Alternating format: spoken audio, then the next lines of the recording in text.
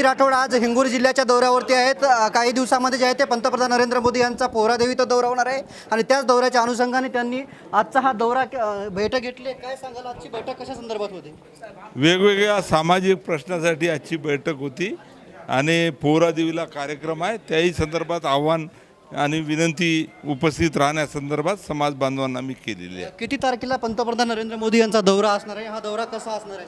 त्या ठिकाणी उपस्थित कोण राहणार आहे, का राहणार आहे हे आम्ही सांगू। काल जुन्या पेन्शन योजनेवरून जे आहे ते उद्धव ठाकरे यांनी आश्वासन दिले। माहिती घेऊन ती प्रेसमध्ये ते काय बोलले त्याच्यानंतर बोलू। मनोज जरांगे पाटील परत एकदा उपोषणाला बसणार आहेत।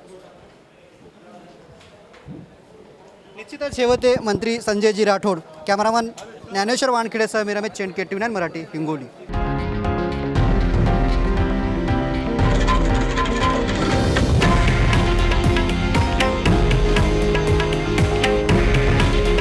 हे आहे देशातील नंबर 1 न्यूज नेटवर्क आणि आपण पाहत आहात TV9 मराठी। काळजी तुमची, हित महाराष्ट्राचं।